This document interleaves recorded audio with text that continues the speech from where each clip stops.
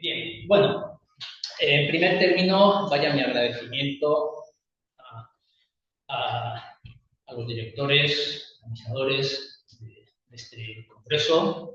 Para mí ha sido una especial alegría, tal cual, este carácter, ¿sí? Eh, poder participar aquí, gracias al profesor José Luis Sergio, que nos conocemos hace ya bastantes años, aunque les parezca que tenemos 20 años, nos algunos más, y la verdad es que es muy contento. Muchas gracias, José Luis, y bien, y también, por supuesto, a Germán Refonte.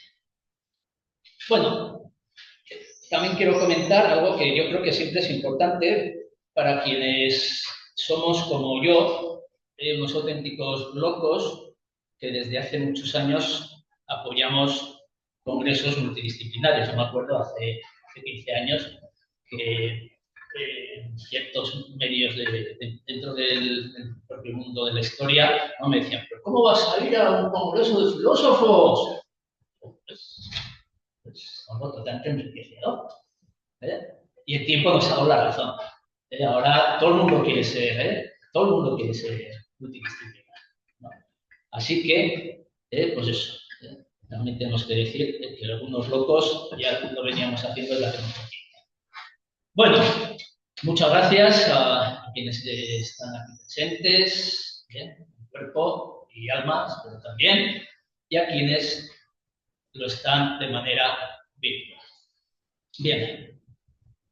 Bueno, esta ponencia aborda las diversas opiniones, muchas opiniones expresadas sobre la figura de Margarita de Navarra por autores muy diversos, desde el mundo de la literatura, dicho, de poesía, de narrativa, cuentos, hasta opiniones ya emitidas dentro del ámbito religioso, donde también se movió esta mujer, como opiniones de políticos y diplomáticos. Es muy interesante. También comentaremos algo sobre la propia Margarita, que es lo que hizo, pero el enfoque que hemos dado un poquito aquí, yo creo que soy un poco la oveja negra, en vez de hablar mucho del tema de la misoginia que hemos hablado, voy a hablar de cómo algunos autores rompen ese canon normativo tan misógino sobre las mujeres, porque, como vamos a ver, la mayor parte de los comentarios que se hacen sobre Margarita de Navarra son muy positivos. Es decir, hay autores que también rompen con esa misoginia, con ese canon en esta primera mitad del siglo XVI, y ya veremos de qué manera. A mí me resulta muy sugerente la exposición de Nuria, muy interesante también, con esos patrones de la razón, de la justicia. Pues muchos de los comentarios que se hacen sobre esta mujer, de Margarita de Navarra, van por esos derroteros. Mujer de razón, mujer de justicia. Es decir, no solamente el hombre, esta es Magali de la razón y de la justicia, como vamos a ver.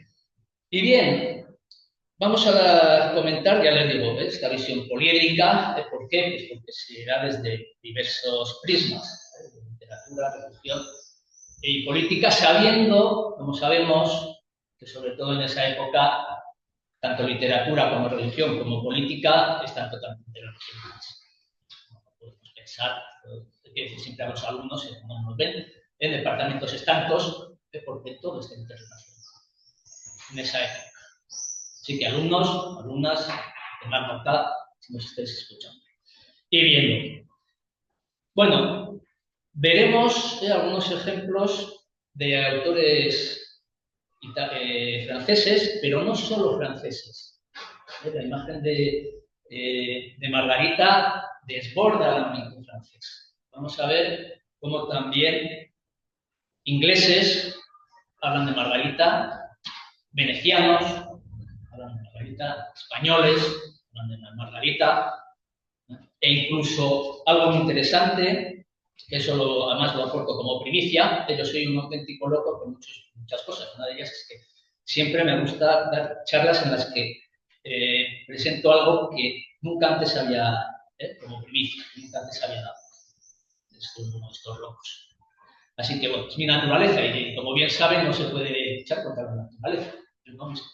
Por lo menos esa es mi opinión. Los filósofos no sé si tenéis la misma, pero bueno, cada uno tiene su visión de las cosas. Bueno, algunos de estos calificativos, estas frases que van a calificar a esta reina, son ya conocidos como perla maravillosa, veremos por qué, una de las tres principales piedras preciosas de la Real Corona de Francia, y otros son muy poco conocidos o nada. Por ejemplo, alguien que dice de Margarita, que es nuestra más perfecta y segura amiga, ya verán porque os vas a sorprender que lo dice, o la mujer más sabia, no solo de todas las mujeres de Francia, sino también de todos los hombres. Ahí va. Esto es una frase realmente interesante y sugerente. Ya veremos quién la comenta. Y otros aspectos, ya les digo, como el tema de mujer virtuosa, a menudo, exquisita oratoria, mujer elegante, y algo que comentaremos al final de esta intervención, como es el tema del símil, cómo se asemeja a Margarita con Teodora de Bizancio, una mujer de Justiniano, dentro del margen, dentro de ese ámbito, perdón, relativo a la justicia. Ya veremos, es un recurso muy interesante. Y esto los pone, ya lo adelanto, su propio marido, el rey de Navarra.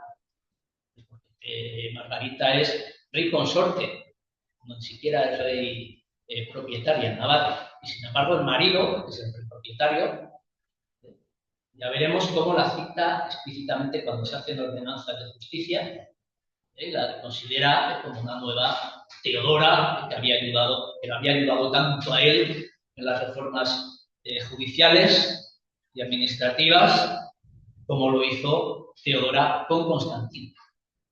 Es muy interesante esto, y esto es totalmente novedoso. Esto no se lo traigo porque es totalmente novedoso. Bien, vamos a comentar, bueno, esto tenía que ponerlo aquí, esta fabulosa exposición, no porque yo hubiera participado, porque yo poca cosa hice, itinerante, muy interesante sobre el arte de reinar, en un reino de Navarra en el que las mujeres son importantísimas, las reinas, y ya no solo las reinas titulares o propietarias, que son mucho.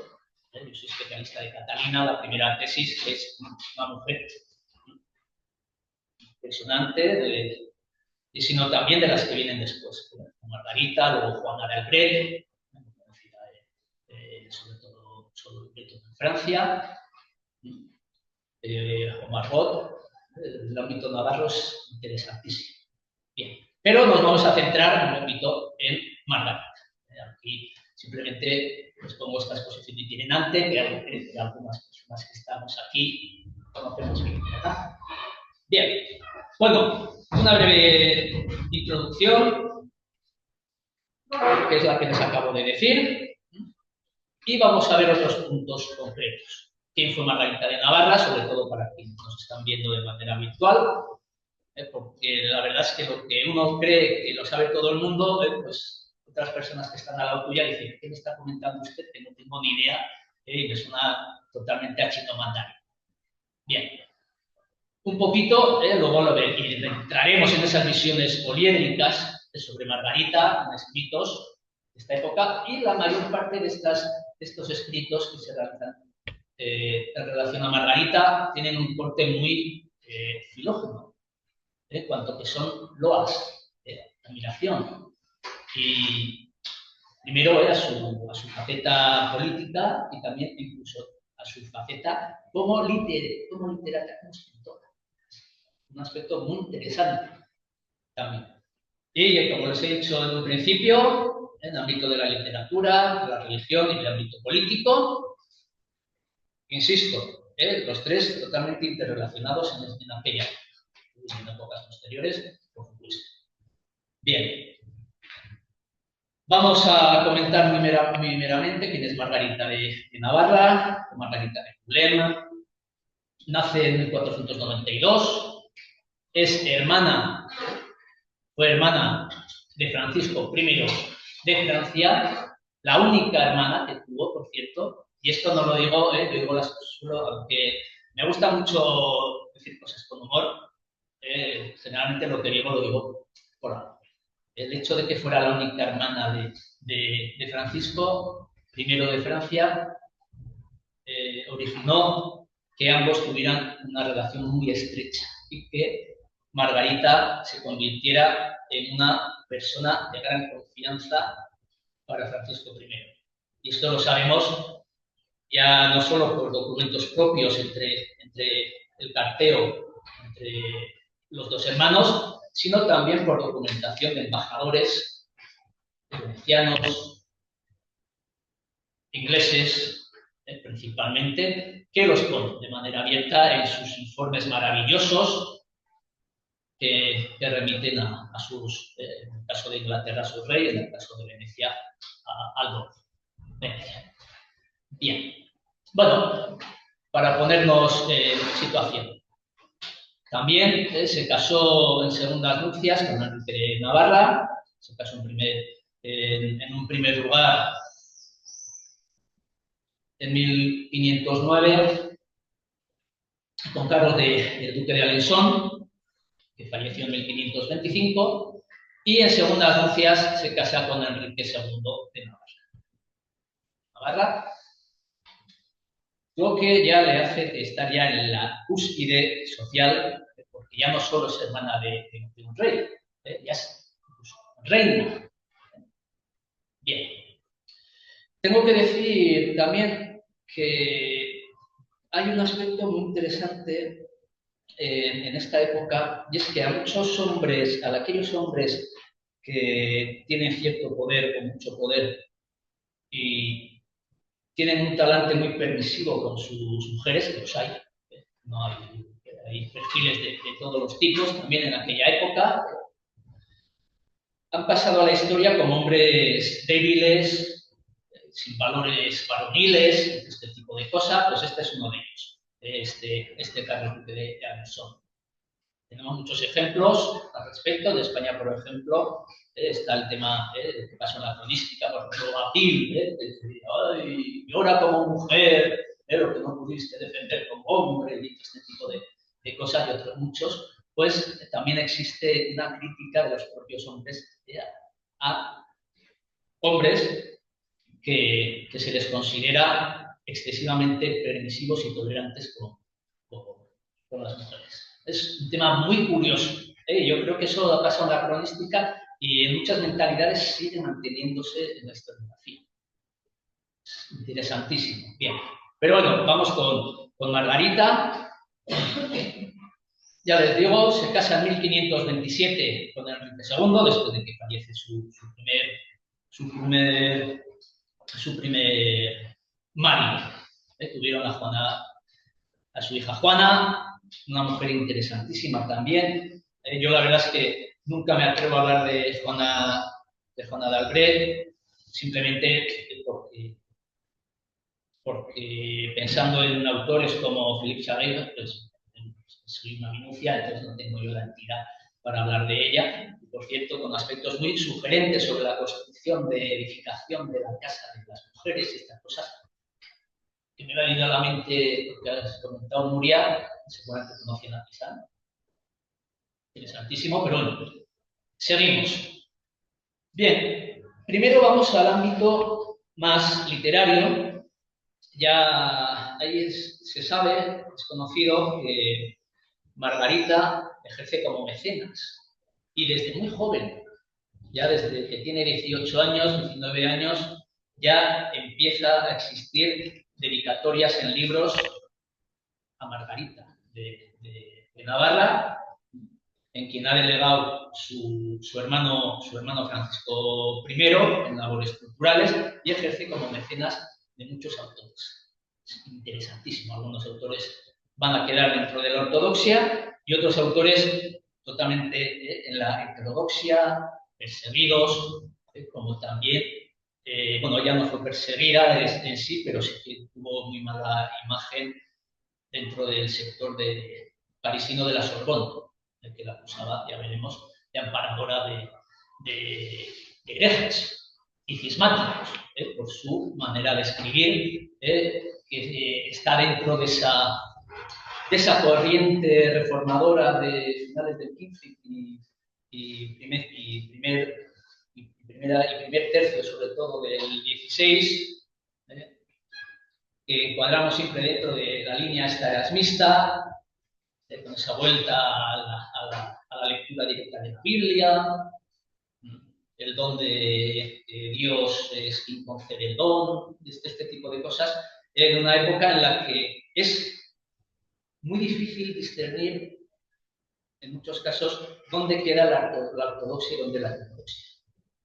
Estamos en ese campo, esos erasmistas que al principio son vistos bien por la ortodoxia y al final, cuando ya surge el luteranismo con fuerza y el calvinismo, van a ser realmente aniquilados, porque no puede haber alguien en medio. Se está de un lado, se está de otro. Bien, pues también un poco en el contexto, porque esta mujer en sus escritos es una mujer que aboga por el humanismo de la época, siempre dice que el diálogo es lo que caracteriza a las personas, tanto hombres como mujeres. Y si aquí no hay diálogo, ya se deja de tener valores humanos y este tipo de aspectos es muy sugerente. Pero bueno, vamos con algunas dedicatorias de literatos, este primer aspecto. Ya digo, de literatos, en este caso concreto, de François Rabelais, un autor muy leído en Francia, quienes vienen de Francia lo saben, el autor de estas obras, esta colección sobre la Gargantúa y Pantagruel, y que fue perseguido también por la Sorbona. Su tercer libro, su tercera parte de esta gran obra, que la dedica a Margarita, pues fue condenado por la Sorbona, como fueron los dos anteriores, que fueron retirados de las librerías de París.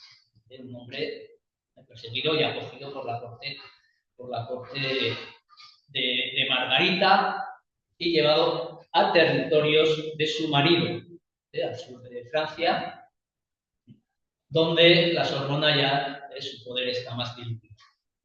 Interesantísimo, cómo lleva a varios personajes importantes, sobre todo literarios y del mundo religioso, ya veremos, perseguidos, los lleva a su propia corte.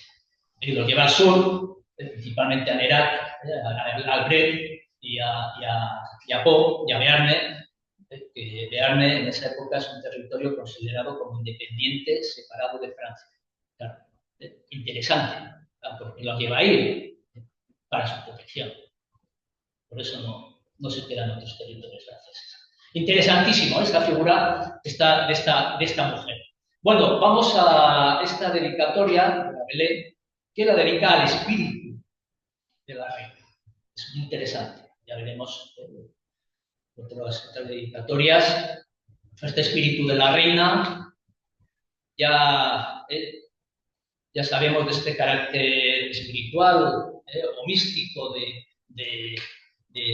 Catalina, que ya se ve desde los años, desde finales de la década de los años 10, 1510, ya está inmersa dentro del círculo de Meaux, este círculo reformador, pero también de esa corriente más erasmista, que al final fueron todos, la mayoría, perseguidos.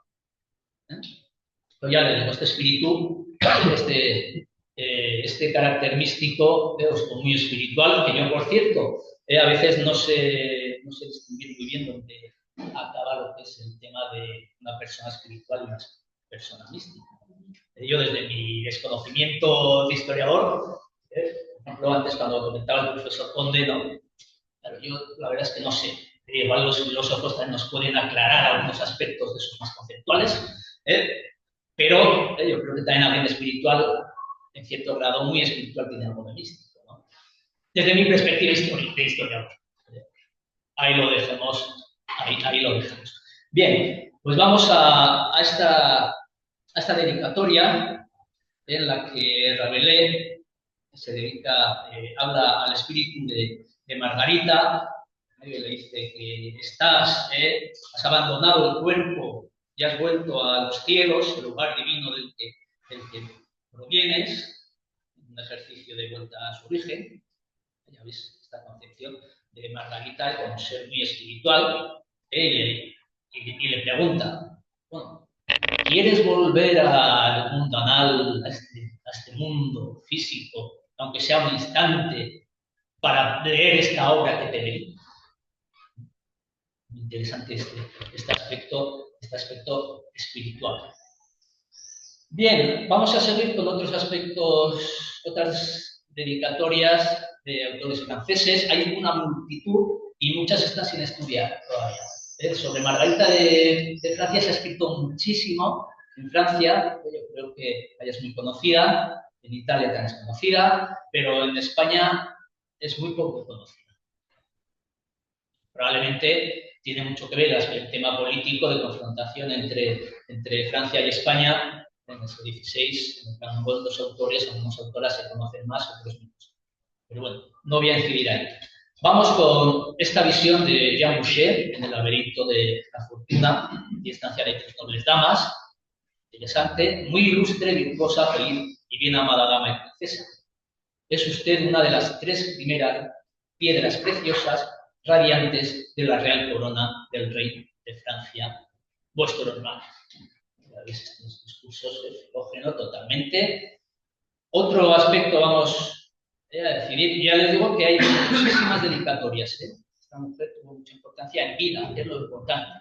No vamos a ir a las visiones a posteriori, nos vamos a centrar en vida.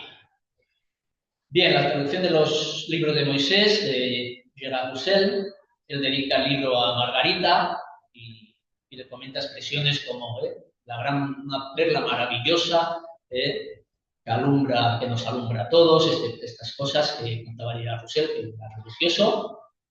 Y el tema de perla se juega mucho con las palabras, porque perla en griego significa, ya saben, Margarita. Esos juegos de palabras que se hacen más tan interesantes, y que por eso hay que hacer lecturas siempre muy cuidadas de todo lo que se lee, porque todo tiene su simbolismo. Y es muy interesante este Gerard Roussel porque es otro de los grandes miembros del Círculo de Meaux, de los años, sobre todo finales de los 10, primera mitad de los 20, que es perseguido. Es perseguido por la Sorbona porque se decía que era una persona con discursos totalmente heréticos en París. Y sin embargo, Margarita lo acoge y no solo lo acoge, teniendo esa persecución que además es citado a comparecer, era Roussel, o sea, ya van a palabras mayores, que comparece en París y al final no lo hace, se va. Y llega a ser obispo de la diócesis de Oloron, en Bearne. Este territorio que les digo que es un señorío soberano considerado aparte de la corona de Francia. Y es Margarita quien influye en su marido Enrique II para proponerle a Gerard Roussel como obispo de la diócesis de Oloron. Claro, pero lo hace porque ese territorio se considera ajeno a la corona de Francia. Entonces, se considera que los reyes de Navarra, que gobiernan la Baja Navarra y vamos a ponerla aquí para que lo vean. Esta Baja Navarra, de lo que les queda, y este Bearne, se consideran que es territorio soberano y entonces pueden designar quiénes son los obispos en estos territorios sin sin el placer del rey de Francia. Interesantísimo, un hombre perseguido por la Sorbona, que llega a ser obispo. Vamos a seguir con otro francés, un texto realmente muy filógeno, de Claude Chapuis. La traducción en español es Cómo defender la corte, discurso de la corte, en el que dice: entre las margaritas, la flor de las flores, la más excelsa de las excelsas, reina de Navarra, ha merecido elogios no solo de la voz de un hombre, sino también de la de una mujer. Pues ella es menos humana que divina.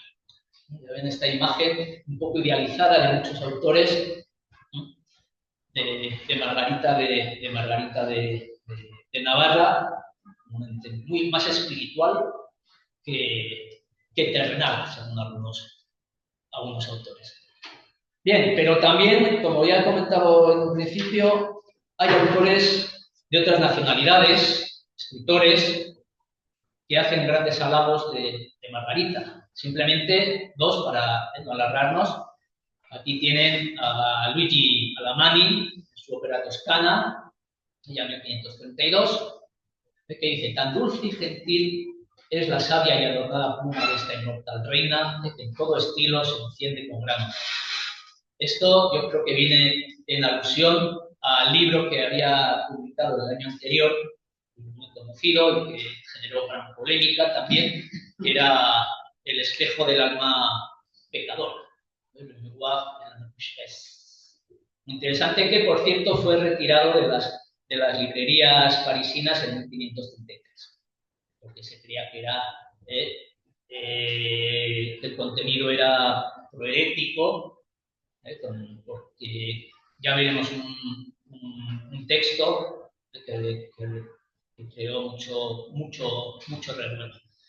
También el italiano Paolo Paradisi, en ese diálogo sobre el modo del hebreo, dice: por favor, reina, guíame con tu luz en medio de mis dudas. Solo tú puedes brindarme tu favor. Texto dirigiéndose a una mujer, por tanto, una loa, una admiración. Bueno, ya lo que les he comentado en un principio, el tema relativo a la crítica de la Sorbona, del texto de la y lo que les he comentado también de su apoyo a religiosos del Círculo de Meaux, de Gerard Roussel, Jacques Lefebvre, que lo lleva también a la corte de Navarra, defiende también a religiosos que luego son referentes del luteranismo, curiosamente, como a Melanchthon. Esto genera críticas de la Sorbona, que van circulando textos sin firmar, en la que se afirmaba que era amiga de blasfemos y amparadora de cismáticos. Esto su hermano no lo permitió. Francisco I, cuando llevaban estas cosas, no lo permitió. Le paró los pies a la Sorbona, porque era su hermana. Bien, simplemente un aspecto, aquí tienen sobre el Mémoire de la Pécheresse, vamos a leer. Si leen esta obra completa, deténganse sin más en el tema, disculpando el ritmo y el lenguaje, viendo que es obra de una mujer que no posee en sí misma ciencia ni saber, este recurso a la humildad, sino un deseo que todos puedan ver que hace el don de Dios, el Creador, cuando le place justificar un corazón. ¿Cuál es el corazón de un hombre en cuanto a sí mismo antes de haber recibido el don de la fe, por medio del cual solamente el hombre tiene conocimiento de la bondad, sabiduría y poder? En cuanto reconoce la verdad, su corazón se llena de amor y caridad, así, ardiente, desaparece todo vano temor y espera firmemente en Dios sin engaño. Así, el don que libremente da el Creador desde el principio no tiene reposo, sino que ha sido confiado a aquel que por la fe en Dios ha confiado en él. Esto algunos querían ver que era totalmente el luteranismo, la salvación por la fe, este tipo de cosas. En la Sorbona decían que esto no era ortodoxo. Aquí tiene. Y don dichoso, que hace al hombre vestirse de Dios y poseer su tan deseado ser. Nunca nadie puede entenderlo si Dios no le ha concedido este don. Y por eso, a quien no le ha concedido el don Dios, tiene mucha razón en dudar, si Dios no le ha hecho saborearlo en su corazón.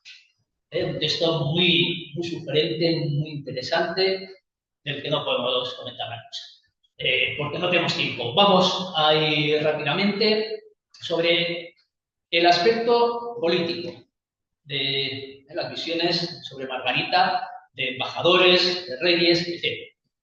Hay un aspecto muy interesante de un embajador castellano que está en la corte, en los años 30, en Bearne, un embajador castellano, y habla, está comentando todo lo que hace Margarita durante el día, unas jornadas, y habla de una mujer virtuosa, piadosa, de exquisita oratoria y refinamiento.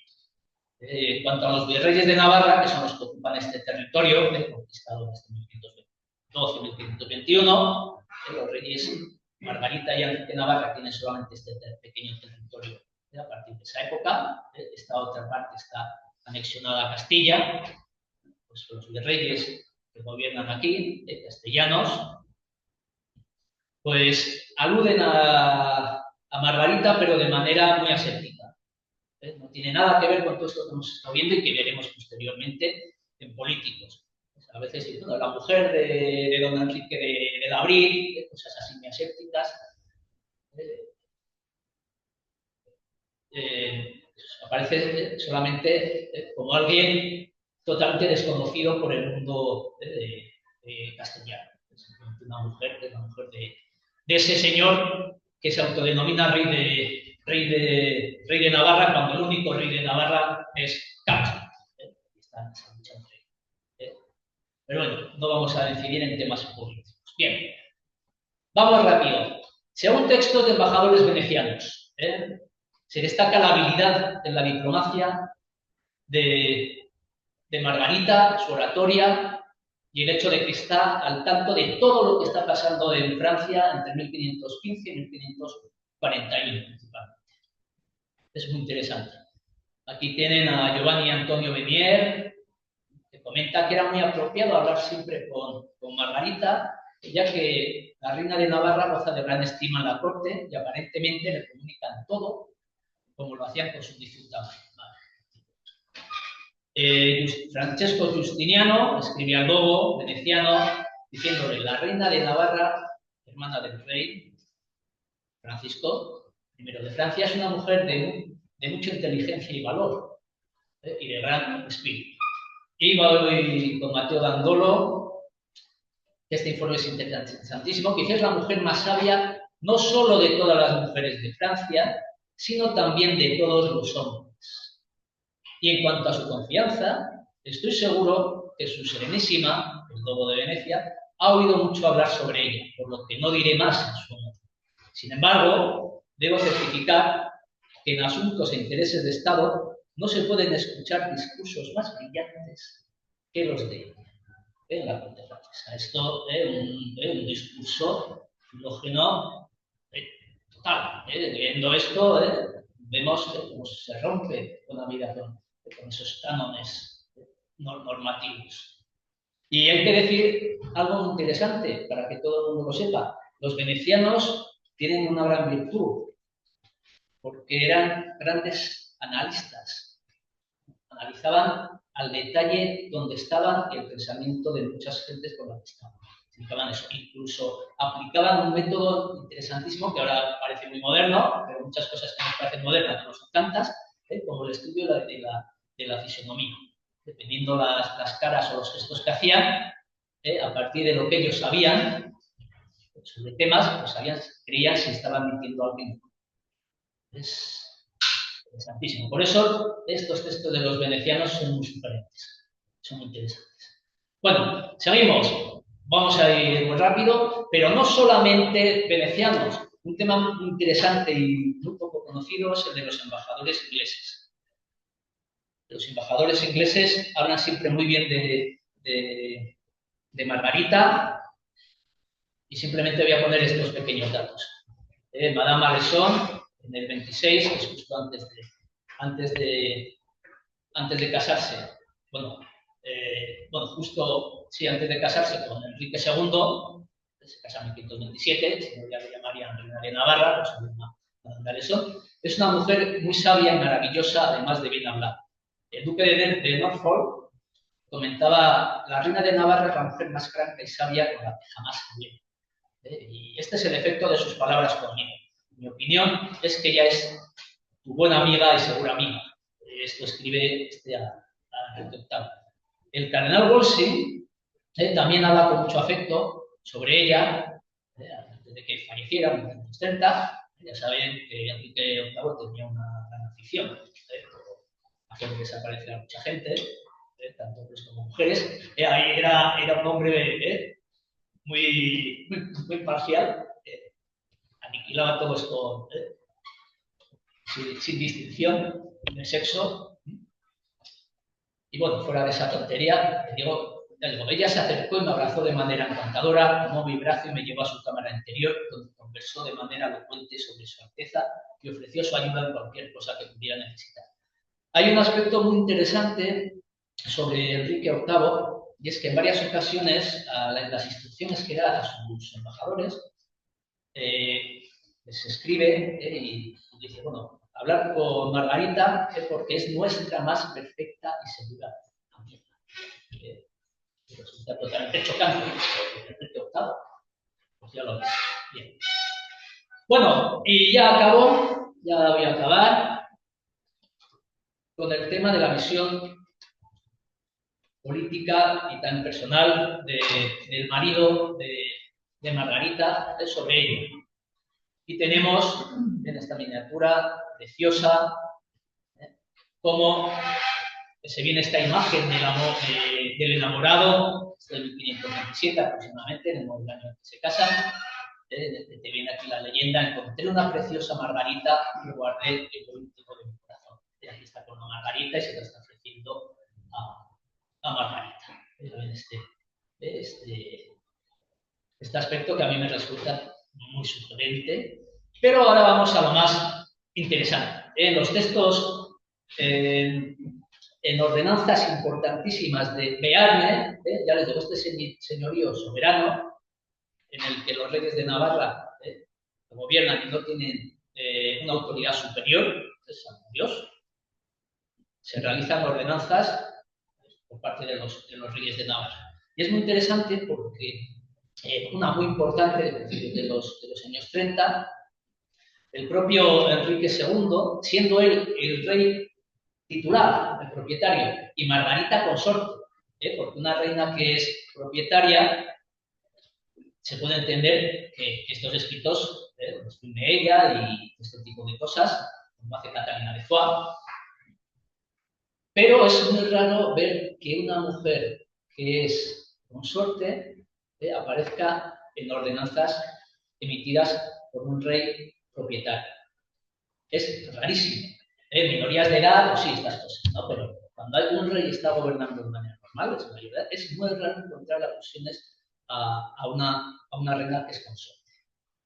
Y ahora vamos a ver qué es lo que dice. Él se compara con Constantino, como el gran Constantino de Bizancio. Vengo aquí a poner orden en la justicia, a hacer una justicia más buena, más equilibrada, buena para todos, el bien común, estas cosas. Y en ella el papel de Margarita, mi compañera, además parece que en vez de mujer, habla de compañera. Me parece curioso, aunque evidentemente no lo dice con este espíritu actual. Dice que es fundamental porque ella misma es la que le había impulsado a hacer esa reforma, y él la hace con el consejo de Margarita por ese celo y ese amor que tenía a la justicia. La compara el paralelismo que hace con Teodora, que Teodora es la mujer de Constantino. Entonces, las reformas de justicia, pues él Enrique se ve como el nuevo Constantino del siglo XVI, y a Margarita como la nueva Teodora, renovadores y reformadores de la justicia. Aquí tienen este texto, siguiendo el ejemplo de aquel buen legislador justiniano, quien mediante leyes justas y santas estableció la justicia a través del consejo de Teodora, emperatriz, su esposa, mujer muy sabia y virtuosa, después de haber consultado y seguido la opinión de nuestra muy querida y amada compañera Margarita de Francia, única hermana del precristianísimo de Francia, que debido al muy grande y singular celo que tiene a la justicia, nos ha exhortado en varias y diversas ocasiones, nos ha pedido en varias ocasiones, atender en el hecho de la reforma de la justicia en nuestras tierras, países y señoríos. Y así hemos instituido y ordenado, instituimos y ordenamos las ordenanzas siguientes en el señorío soberano de Bearne. Interesante esta imagen de Margarita, pues todo sea el mismo plano que el propio rey. Aquí tienen ese aspecto de impulsora de la justicia, participación en toma de decisiones, de mujer de sabiduría y de virtud, esas virtudes que Nuria nos ha comentado antes, la justicia, la razón, estas cosas, con estas cosas se califican también a las reinas de Navarra, no solo esta, sino la anterior, de Catalina, y por supuesto Juana de Albret, la siguiente también. Es un aspecto muy interesante, y no solo a ellas, sino a las mujeres que van a gobernar como lugartenientes. Porque aquí tienen el texto, Teodora, la emperatriz, Margarita de Francia, bla, bla, bla. Simplemente para que vean que existe, que no me lo invento. Y simplemente lo que les digo, estas cosas del aspecto de justicia, de sabiduría, se aplican también a lugartenientes que muchas veces son mujeres, en el caso navarro, por circunstancias. Pero es muy interesante el caso navarro de finales del 15 y la primera mitad, el primer tercio del 16, porque incluso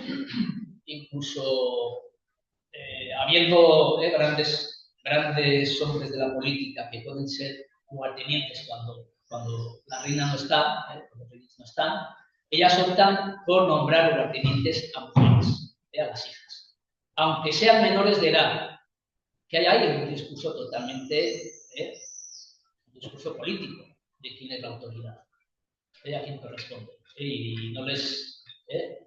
y nombran, de hecho, los titulares a niñas de 3, 4 años, aunque evidentemente quien gobierna es esa niña, sino que es los miembros de los. Es muy interesante. Este ya no es ese caso, este es el caso de Ana, una infanta de Navarra, hermana de Enrique, que está de lugarteniente cuando no está Enrique ni Margarita. Es muy interesante cómo también realiza otras ordenanzas y todo se realiza en su nombre. También es una mujer muy interesante porque tenía escoliosis y eso le hizo ser una mujer también con la que le enlazaba muy bien Margarita, con ese espíritu muy místico, muy espiritual, y era una mujer de una gran formación. Se dedicaba la mayor parte del tiempo a leer. Como tenía ese problema tan severo de la espalda, ni siquiera iba con sus padres, cuando sus padres están viviendo en Pamplona, ni siquiera vaya, se tiene que quedar en Bearne, en Bearne, y como no se podía mover por problemas que tenía, se queda allá y se sabe que era una mujer muy culta, muy cultivada, leía mucho, etc. Bien, y bueno, y no sé si me he pasado, ahora ya, mil perdones, soy historiador y por ende, pues hablo demasiado. Bien, sin más, pues como conclusión ya hemos visto este aspecto relativo a autores que no se alejan de ese canon de la misoginia para personas como Margarita de Navarra, una mujer muy interesante, tanto sus escritos, que son muy sugerentes, y que, como en aspectos políticos, como nos lo refleja tanto su marido como este amplio espectro que les he comentado de embajadores e incluso el propio Enrique VIII de Inglaterra. Otra cosa es el tema de los reyes de España, que probablemente ahí habría poco feeling, porque es una época en la que los reyes de Navarra y Carlos V, evidentemente, es algo que tienen el choque y la confrontación, ¿no? Y la desconfianza, incluso en momentos en los que se cree que se puede llegar a un acuerdo. Y sin más, no les voy a insistir más en mis cosas. Les agradezco infinitamente su atención, ustedes que están aquí presentes, como a quienes nos están viendo amablemente desde sus casas o sus despachos, etc. Muchísimas gracias.